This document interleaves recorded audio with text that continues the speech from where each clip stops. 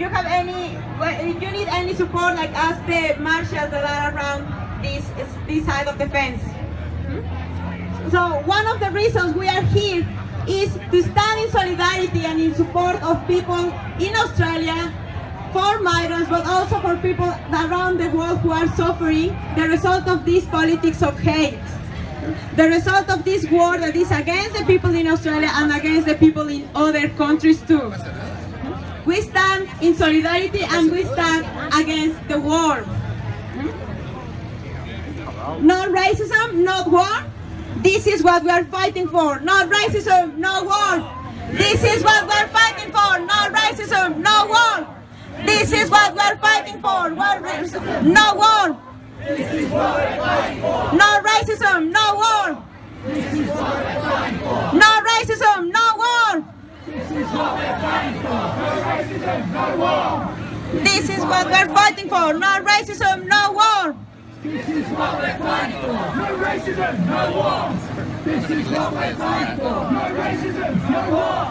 This is what we're fighting for. No racism, no war. Here today with us, we have a Syrian activist. She's a woman and a Syrian activist with Syrians for Freedom. Her name is Hanan Marouk, and she and the Syrians for Freedom recently organized a protest in Melbourne against the bombing of Syria by Russia and all the major powers. Make her feel welcome.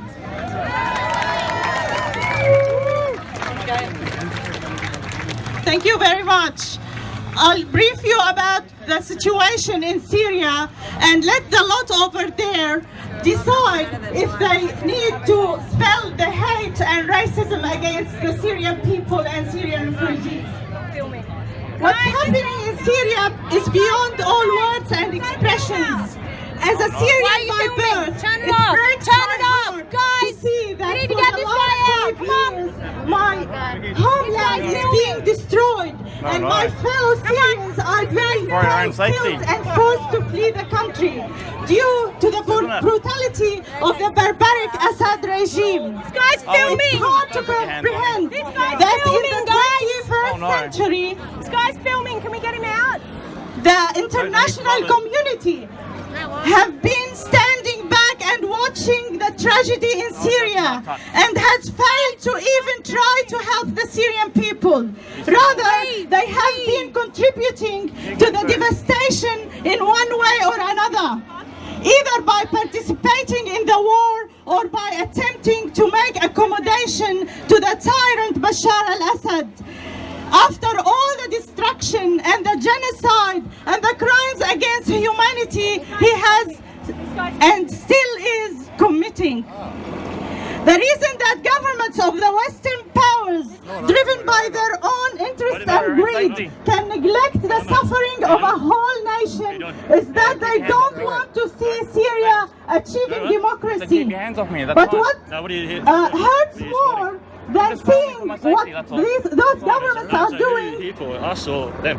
is to see the military from the people picking on vulnerable and helpless victims on the basis of their religion and background. The Syrian people did not choose this position. They did not want the situation to turn out like this. And they definitely didn't want to leave their country. However, when faced with daily bombing, with all kinds of weapons, there is hardly a choice. The regime's allies, including but not limited to Russia, Iran, and Hezbollah, had from day one of the Afghans.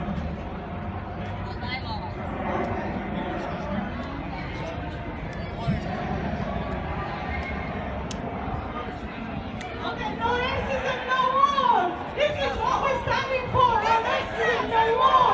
This is what we're standing for. We have to move now. So sorry to.